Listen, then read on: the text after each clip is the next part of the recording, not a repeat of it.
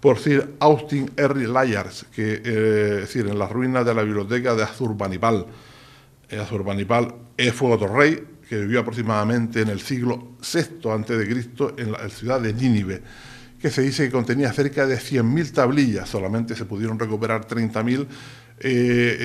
Allí se habían copiado todo lo que eran los clásicos de la literatura sumeria y babilonia. También la escritura cuneiforme asiria fue traducida en 1846 por Henry Rawlinson, después de 12 años de trabajar sobre una inscripción hecha por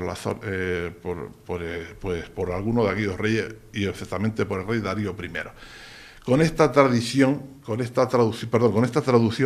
se inició la ciencia del estudio del asirio, al igual que empezó, como comentábamos antes, la piedra Rosetta descubierta por Champollion, que ya dio un gran avance a lo que fue la egiptología.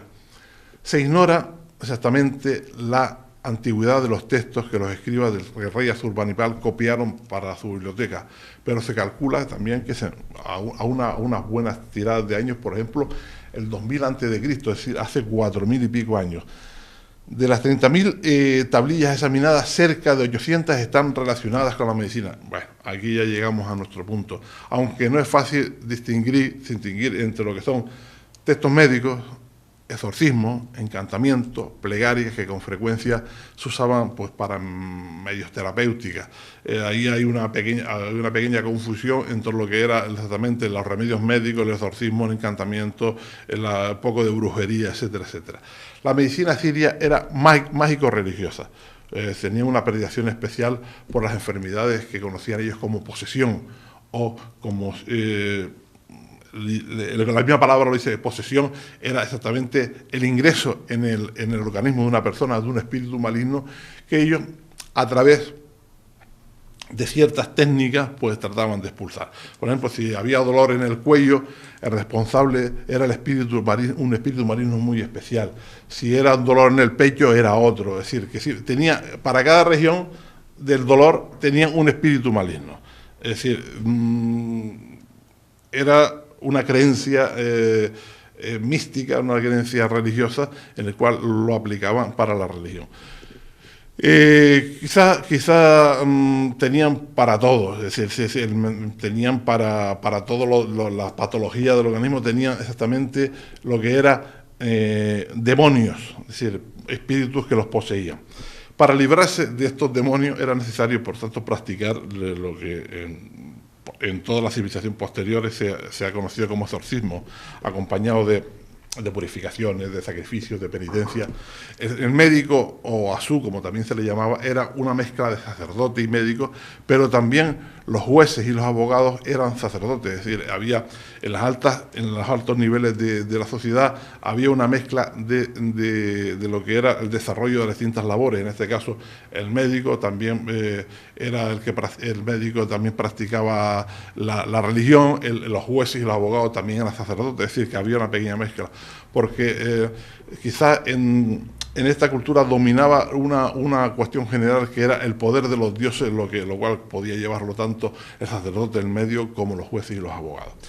Este médico, el asú, es decir, habían desarrollado una serie de medidas terapéuticas que aplicaban de una manera local para ayudar a extirpar los demonios por medio de plantas, de lodo, de vendajes, de ungüentos, de emplastos.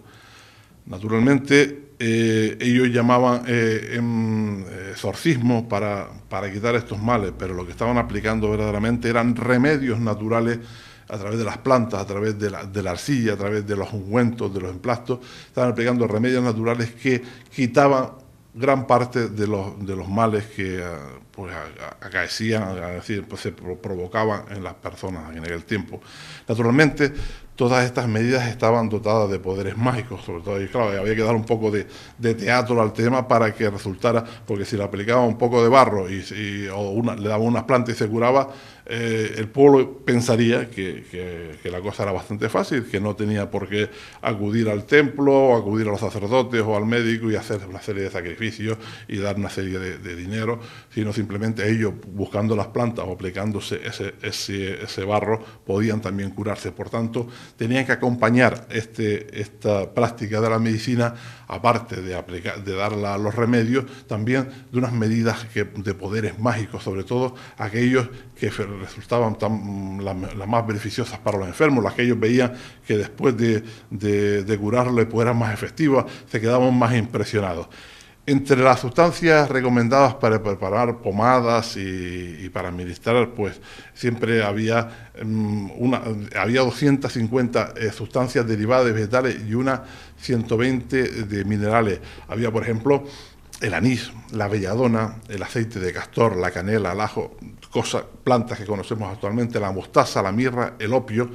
Y entre los vehículos en los cuales, las sustancias en las cuales se podía aplicar este tipo de preparados estaban los vinos, los aceites, grasas, miel, cera, leche y agua. Algunas indicaciones son adecuadas como azufre se aplicaban azufre para la sarna, la mandrágora y el opio para el dolor y también como somnífero, la belladona para la dismenorrea y el asma. Es decir, estamos viendo que no estaban alejados para nada de la búsqueda exactamente de los remedios naturales, pero siempre aplicando un poquito de magia para darle más teatro al tema y que la gente pensaran que verdaderamente se habían curado no por el remedio que le había dado, sino por la actuación de los sacerdotes o de los médicos, etcétera. Pero también se recetaban por vía oral otras sustancias como grasa cruda de cerdo, había otras sustancias como las heces de perro, heces humanas, sangre y orina de animales y otras cosas peores. Siempre con la idea de que esto, cuanto más repugnante era la sustancia que se le aplicaba, los demonios se iban a asquear más rápido e iban a abandonar el cuerpo del paciente.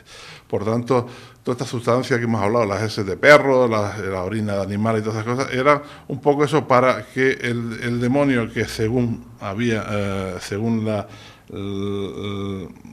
la tradición de ellos había ocupado alguna zona del cuerpo, pues se fuera al oler la sustancia aplicada o al asqueado abandonaba el cuerpo de la persona que lo padecía.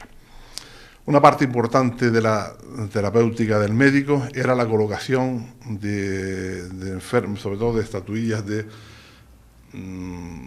monstruos, estatuillas de pequeños monstruos con actitudes bastante fieras, bastante amenazantes. Conocerlo también, aparte de darle pues caca de perro, orina de animal, etcétera, también esas estatuillas de monstruos también espantaron a ese demonio y hubiera también. Otra parte del trabajo pues era adivinar adivinar un poco el pronóstico de la enfermedad, y ahí es donde ellos cogían el hígado, inspeccionaban, miraban el hígado de un animal sacrificado para ver exactamente cuál era la enfermedad que tenía la persona, qué culpa tendría exactamente el animalito, para sacarle el hígado e inspeccionarlo, y a través de ellos pues sabía qué problema tenía el otro.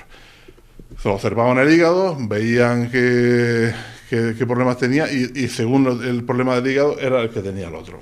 Son formas de llevar la medicina, algunas muy esotéricas, algunas muy entrando en el campo ya un poco de la brujería, superchería, pero lo que debemos sacar en positivo de este tipo de medicinas antiguas exactamente eran los remedios que aplicaban, los remedios naturales que aplicaban, como las plantas medicinales, como los ungüentos, los masajes, las cataplasmas, y que eran los que muchas de las veces ayudaban a solucionar los problemas.